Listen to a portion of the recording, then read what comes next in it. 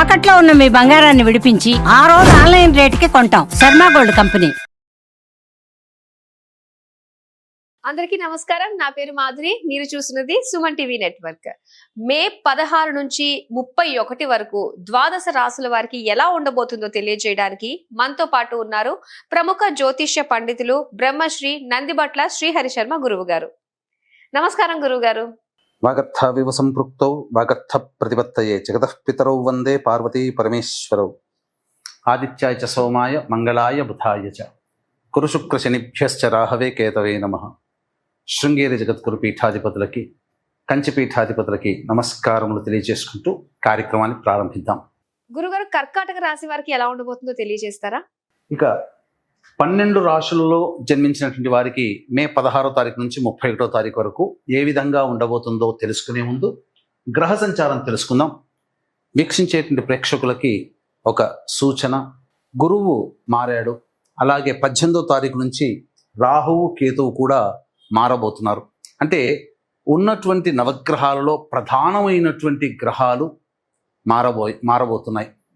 కాబట్టి ఆల్రెడీ ప్రేక్షకుల్లో వివిధ రాశుల్లో జన్మించినటువంటి వారికి చాలా మౌలికమైనటువంటి మార్పులు ఏప్రిల్ నెల నుంచే ప్రారంభమయ్యాయి. కాబట్టి భవిష్యత్తు ఎలా ఉండబోతుంది, ముఖ్యంగా ఈ మే నెలలో 16 నుంచి 31వ తారీఖు వరకు ఎలా ఉండబోతుంది అనేటువంటి విషయాన్ని తెలుసుకునే ముందు గ్రహ సంచారం తెలుసుకుందాం.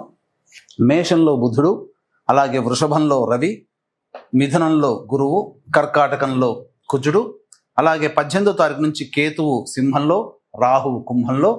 ఇక చూసుకున్నట్లయితే వెరసి ప్రధానంగా 3 గ్రహాల కలయిక మీనరాశిలో శుక్రుడు శని రాహు యొక్క కలయిక. ఇది ప్రధానంగా గమనించదగినటువంటి విషయం.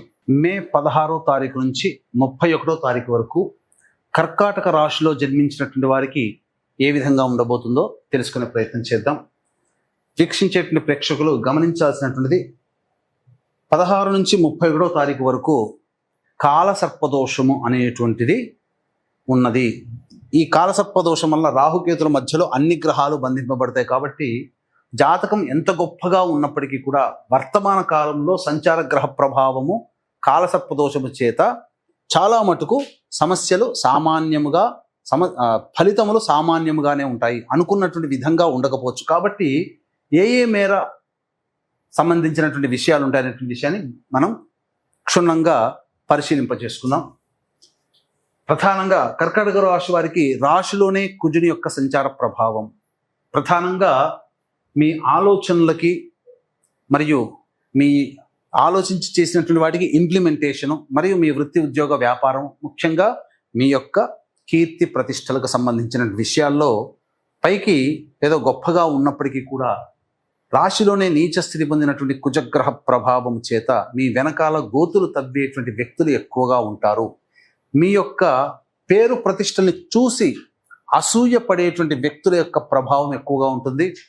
అన్నిటికంటే నెగటివ్ ఫోర్స్ ఎక్కువగా మీకు ఉండబోతుందని చెప్పవచ్చు. ఇక 12వ ఇంట గురువు చాలా మటుకు సేఫ్ సైడ్లో ఉంటారని చెప్పొచ్చు. ఏ ఖర్చు అయినప్పటికీ కూడా అది సద్వ్యయమే, భవిష్యత్తులో అది మళ్ళీ మీకు రిటర్న్ వస్తుంది. కాబట్టి ఖర్చుల విషయంలో ఆందోళన పడాల్సినటువంటి అవసరం లేదు.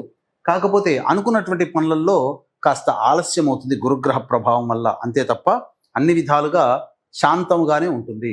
ఇక 2వ స్థానంలో కేతు యొక్క ప్రభావము వెరసి మీ యొక్క వాక్కుని అదుపులో ఉంచుకోవడం, రాశిలో కుజులు స్తంభించి ఉండడం, 2వ ఇంట కేతువు, సప్తమంలో రాహువు, ఈ అష్టమంలో రాహువు. ఈ గ్రహ ప్రభావం చేత కార్య అనుకూలత అంతగా ఉండదు. చేపట్టినటువంటి పనులలో ఆటంకాలు ఎక్కువగా ఉంటాయి. వృత్తి వ్యాపారాల్లో నష్టములు ఉంటాయి. ఉద్యోగస్తులు జాగ్రత్తలు పాటించండి, మీకు నష్టం జరిగే అవకాశం ఉంటుంది అని ఈ యొక్క గ్రహ ప్రభావాలు మనకు తెలియజేస్తున్నాయి. ఇక భాగ్యస్థానంలో శుక్రుడు శని రాహువు 18వ తారీఖు వరకు రాహువు. శుక్రుడు శని యొక్క ప్రభావము 16 నుంచి 31 మధ్య కాలంలో కనుక చూసుకున్నట్లయితే ప్రధానంగా విదేశీయానము, విదేశీ విద్యకు సంబంధించే ప్రయత్నాలన్నీ కూడా కొలిక్కి వస్తాయి. అలాగే మీ ఆస్తి వివాదాల సంబంధించిన విషయాల్లో మీది పైచేయి సాధించే అవకాశాలు ఎక్కువగా గోచరమవుతున్నాయని చెప్పవచ్చు. అన్ని విధాలుగా ఆనందదాయకమైనటువంటి పరిస్థితులు మీకు కలుగుతాయి. ఇక 10వ స్థానంలో బుధుని యొక్క సంచారము ఇది చాలా విశేషమైనట్టు యోగప్రదముగా చెప్పవచ్చు. ఇతరుల సహాయ సహకారాలు మీకు కలగడం, తద్వారా మీరు అనుకున్నటువంటి పనులలో మీకు కొంత విశ్రాంతి లభిస్తుంది. అనుకున్నటువంటి పనులు ఇతరులు చేయడం ద్వారా మీకు విశ్రాంతి లభించడం, ఆ విధంగా ఎదుటి వాళ్ళ సహాయ సహకారాలతో మీ పనులన్నీ పూర్తి చేసుకుంటారు. ముఖ్యంగా వ్యాపారస్తులకి చాలా విశేషమైనటువంటి ధనలాభము గోచరమవుతుంది. ఇక 11వ ఇంట రవి ప్రభావము, ఇది చాలా అనుకూలము కర్కాటక రాశి వారికి. ఉద్యోగంలో ఉన్నటువంటి వాళ్ళకి అనగా నిరుద్యోగస్తులకి ఉద్యోగం లభించే అవకాశం ఎక్కువగా గోచరమవుతుంది. ముఖ్యంగా కోరుకున్నటువంటి సంస్థల్లో ఉద్యోగం పొందడానికి కూడా ఇది అనుకూలంగా ఉండేటువంటి సమయం. అన్ని విధాలుగా యోగదాయకంగా ఉంటుంది. ధనపరమైనటువంటి సమస్యల్ని పూర్తి చేసుకుంటారని చెప్పొచ్చు. ఏ తర్వాత చెప్పొచ్చేది ఏంటంటే, కర్కాటక రాశి వారికి గ్రహాల మార్పు వలన ఇబ్బందులు అనేటువంటి కలిగినప్పటికీ కూడా ఫలితములలో మాత్రం ఎటువంటి ఇబ్బందులు ఉండవు. అన్ని విధాలుగా ఆనందదాయకంగా ఉంటుంది. కాకపోతే కాలసర్పదోష ప్రభావమే కాస్త ఫలితాలని ఆలస్యం చేస్తుంది, కానీ ఫలితము తప్పకుండా ఉంటుందని చెప్పవచ్చు. ఈ రాశి స్త్రీలకు ఎలా ఉండబోతుంది అంటారు? ఇక ఈ రాశిలో జన్మించినటువంటి మహిళలకి ప్రధానంగా మొండి ధైర్యంతో పనులు మొదలు పెట్టే అవకాశం మీరు చూసుకోండి. మీరు నిరుత్సాహపడకండి. ఏం జరగబోతుంది, ఇది దీనివల్ల నాకేమైనా చెడ్డ పేరు వస్తుందా, ఈ పని చేయడం వల్ల మంచికే చేస్తున్నారుగా. జీవితంలో మీరు సొంత నిర్ణయం తీసుకొని కుటుంబాన్ని బాధ్యతగా మోసే పనే కదా.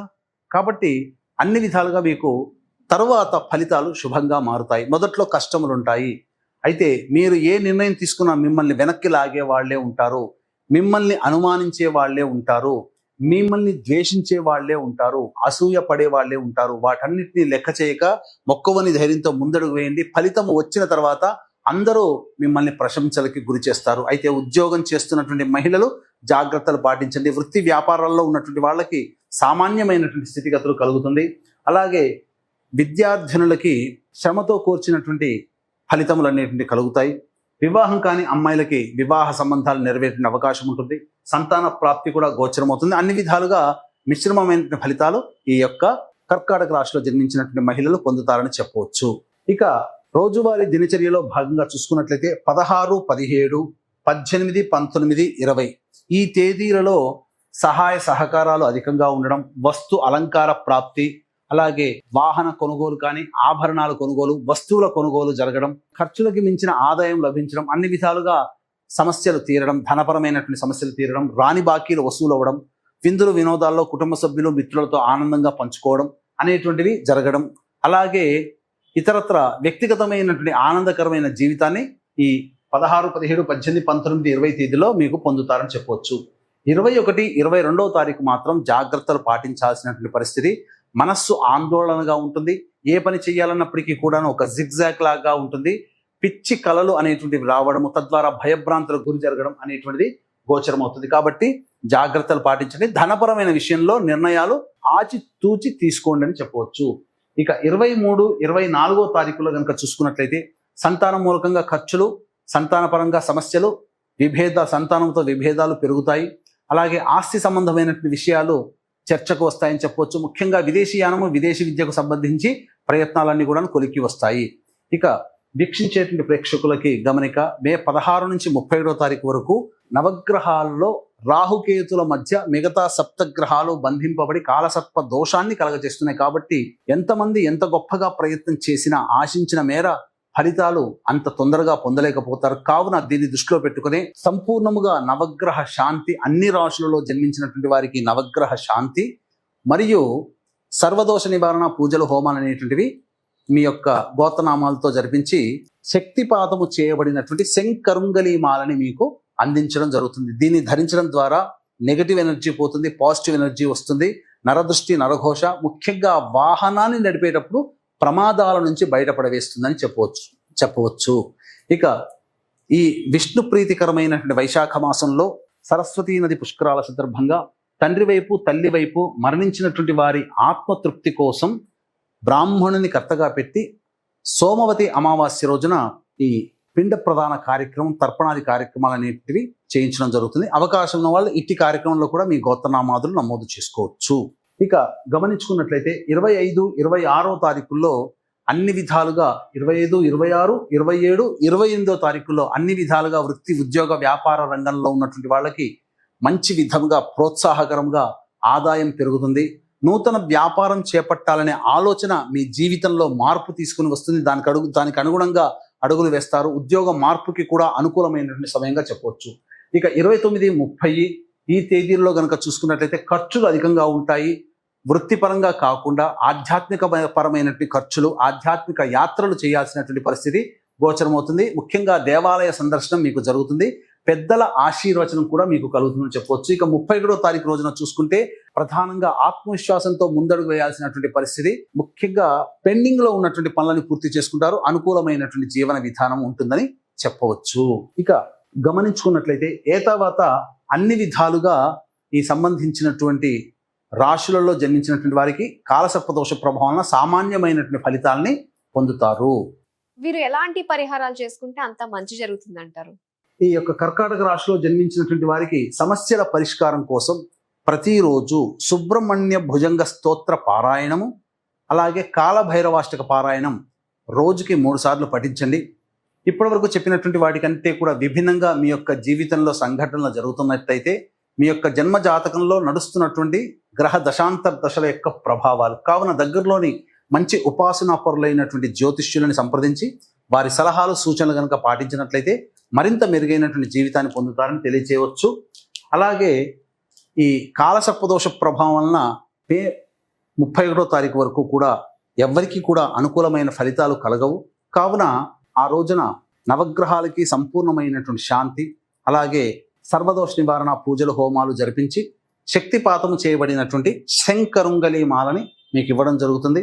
మరియు సరస్వతీ నది పుష్కరాల సందర్భంగా తండ్రి వైపు తల్లి వైపు మరణించిన వారి ఆత్మతృప్తి కోసం బ్రాహ్మణుని కర్తగా పెట్టి పిండ ప్రదానం, తర్పణాది కార్యక్రమాలు జరిపించి కూడా మీకు వీడియో అందించడం జరుగుతుందని చెప్పవచ్చు. కర్కాటక రాశి వారి ఫలితాలు తెలియజేసినందుకు ధన్యవాదాలండి.